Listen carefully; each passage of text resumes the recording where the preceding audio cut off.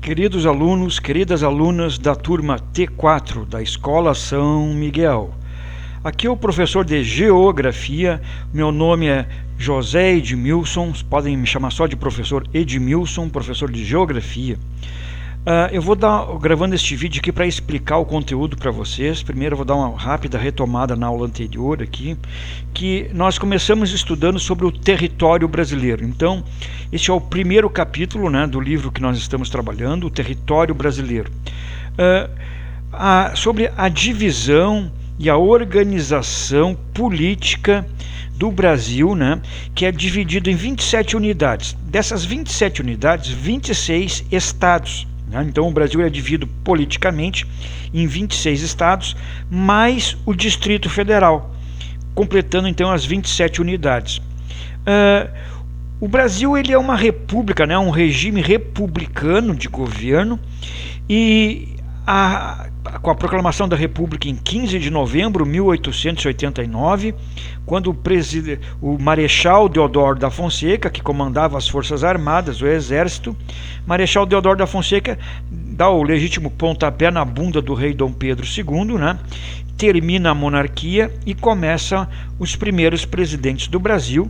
Então, 15 de novembro de 1889, começa a República Presidencialista do Brasil. Então nós temos, a república significa um regime de governo para o bem comum, para o bem da maioria das pessoas. E os políticos que estão lá devem honrar isto, devem jurar, trabalhar para o bem comum das pessoas, do povo brasileiro.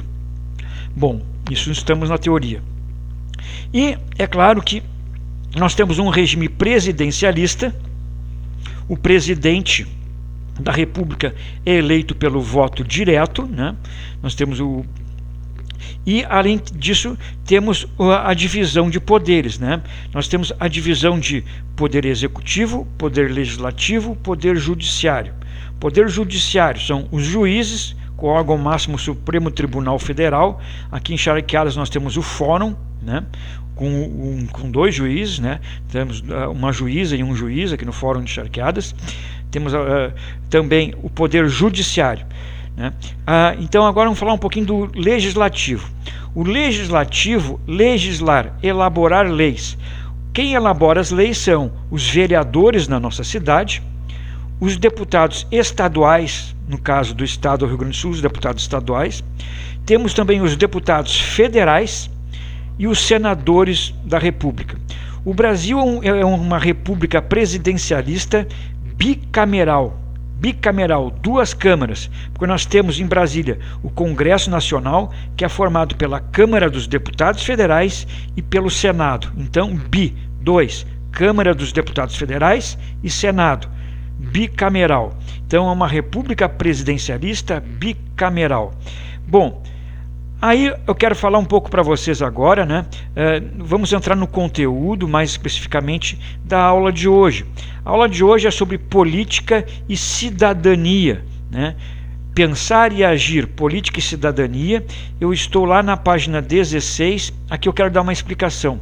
No livro didático de vocês, é um e-book, né? Ele está abrindo aí no leitor virtual. Então, vocês na barra lá em cima tem um sumário. Vocês digitem página 66. Então, no e-book aí vai estar a página 66, mas na página do livro vai aparecer página 16 embaixo, tá? Aos poucos vocês vão aprender a usar esse leitor de PDF. Bom, política e cidadania, o conteúdo de hoje. A política, na verdade, ela é vivenciada por nós, quer as pessoas ou não, né? Embora muitas pessoas afirmem não se interessar por política, ela também não está presente em diversas pessoas que não querem saber de política. Mas essas pessoas que também não querem saber de política, elas também fazem política e elas também fazem parte da política, mesmo elas não querendo. Por quê? Porque a política ela é vivenciada em casa, dentro da nossa casa, ela é vivenciada na escola, ela é vivenciada nos grupos de amigos quando está com teus amigos, ela é vivenciada no teu local de trabalho, né? Então, a política é vivenciada em casa, na escola e até mesmo nos grupos de amigos.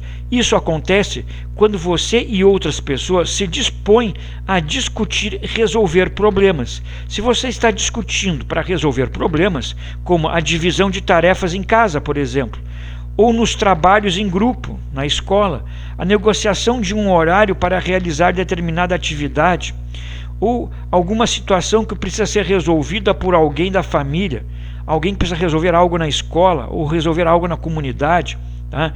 Você está participando e fazendo política. E ao completar 16 anos, você pode se tornar também um eleitor. Então, a partir dos 16 anos, cada um de nós pode votar, né?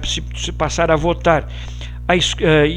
Votar e participar da escolha dos políticos que representam a população no governo municipal, estadual e federal.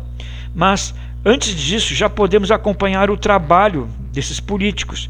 Como podemos verificar o trabalho deles? Verificando se estão agindo conforme prometeram em campanha. É muito comum no Brasil políticos prometerem uma coisa e depois fazerem outra. Vou dar um exemplo. O governador Eduardo Leite prometeu que não ia privatizar a Corsã. Essa semana saiu a notícia que ele vai privatizar a Corsã, vai fazer o oposto do que ele prometeu. Então, quem acompanha o noticiário vai conseguir acompanhar isso, acompanhar o noticiário. E se o que estão fazendo é realmente para o bem da população, isso que eles estão fazendo é para o bem da população, república é para fazer o bem para todos, o bem para todos da população do país, né? Vamos falar um pouquinho sobre o ECA. ECA quer dizer Estatuto da Criança e do Adolescente no município que nós vivemos, né? Então, nós temos no nosso município os vereadores, que exercem o poder legislativo nos municípios. Qual é a função dos vereadores? A principal função deles é representar os interesses da população, representar o povo da cidade perante o poder público por meio da criação, extinção ou alteração de leis. Então eles podem criar novas leis, podem extinguir uma lei, acabar com aquela lei que existe há muito tempo, ou podem simplesmente alterar uma lei. Além disso, né, eles têm o papel de fiscalizar as ações do prefeito. Quem fiscaliza o prefeito, num primeiro momento, são os vereadores, a Câmara de Vereadores. Pessoal, aqui em Charqueadas, estão cumprindo com o ECA, o Estatuto da Criança e dos Adolescentes? Os direitos das crianças e dos adolescentes estão sendo cumpridos? Como é que nós podemos verificar isso? Acompanhando os noticiários, né?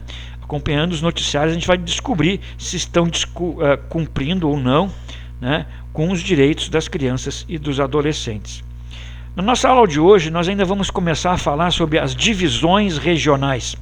O Brasil é dividido em regiões, né? O Brasil é dividido em regiões. No livro de vocês, que está ali na página 68, no leitor do PDF está 68, mas é a página 18, tá? Começa ali, divisões regionais. Tem um mapa, né, um mapa com as divisões das regiões do Brasil, né? Então vocês vão observar lá, região norte, né, Amazônia, Pará, aquela região norte que aparece em verde, né? Já o Rio Grande do Sul está na região sul, né? Região sul que aparece em lilás ali no mapa. Então cada região consta uma cor ali, tá? E os estados que fazem parte dessas regiões. Para estudar mais detalhadamente as características de um território, nós podemos dividi-los em regiões. Região corresponde a um conjunto de áreas de um território que apresentam características semelhantes que as identificam e as diferenciam de outras regiões. Uma região tem características geralmente diferentes de outras regiões. A divisão de um território em regiões é chamada de regionalização. Regionalização, a divisão de um território, divisão do país, por exemplo, do Brasil, em regiões. É possível regionalizar o espaço geográfico, utilizando diversos critérios. Critérios para regionalizar o espaço.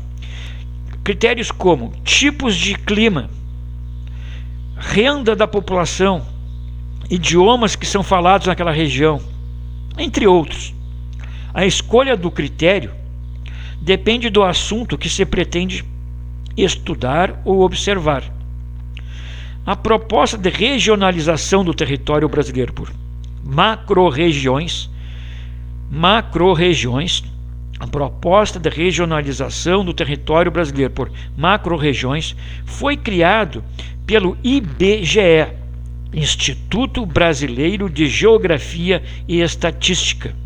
IBGE, Instituto Brasileiro de Geografia e Estatística, com base na localização das unidades da federação e nas semelhanças entre os aspectos econômicos e sociais e os elementos naturais como clima e vegetação, né? Então essas macro-regiões, regionalização do território brasileiro por macro-regiões, entra em vigor desde os anos de 1970. Essa divisão é utilizada como referência por governos, órgãos de pesquisa, ensino, imprensa, entre outros. Então, essas macro-regiões foram criadas pelo IBGE, Instituto Brasileiro de Geografia e Estatística, e entrou em vigor nos anos de 1970. Pessoal, o conteúdo que eu queria explicar hoje é isso aqui. Agora eu quero conversar uma coisa com você assim. Você sabe que nós, professores, já estamos entrando na plataforma AVA, né, que é a plataforma do município. Já estamos aprendendo a utilizar, nós professores, essa plataforma AVA. Nos próximos dias, vocês também deverão receber o acesso, a prefeitura deverá dar o acesso para vocês dessa plataforma AVA. O que eu quero dizer? Calmem-se, se acalmem. Eu estou pedindo para mandar as atividades por e-mail. Se possível, mandem as respostas dos exercícios por e-mail. Se não for possível, calma. Muita calma nesta hora, porque quando a plataforma entrar para vocês, vocês vão poder colocar as respostas lá na plataforma, direto lá na plataforma. Então todos terão que botar as respostas lá na plataforma. Tá? Então, o que eu peço? Vão fazendo no caderno, vão realizando as atividades no caderno, não pode deixar acumular. Vai fazendo no caderno e não deixa acumular, porque senão depois tu vai ter muita dificuldade. Vai fazendo no caderno, porque depois é só bater foto do caderno, é só digitar lá, tu vai escolher a forma que tu vai botar lá, tá? Então assim, não deixa acumular, vai fazendo no caderno. Quem pode mandar por e-mail, melhor. Se alguém não pode mandar por e-mail, então espera e vamos colocar lá na plataforma AVA, que logo logo vai entrar em funcionamento para vocês. É muito boa essa plataforma, eu estou gostando. Pessoal, vamos se cuidar, tem muita gente pegando Covid aí na cidade, muita gente mesmo pegando Covid aqui em Charqueadas. Vamos nos cuidar, sair de casa só para quando realmente precisa, quando tem que trabalhar, quando tem que ir no supermercado, na farmácia. Essas saidinhas desnecessárias não vamos evitar saidinhas desnecessárias. Forte abraço para vocês, se cuidem, tá? Saúde para todos.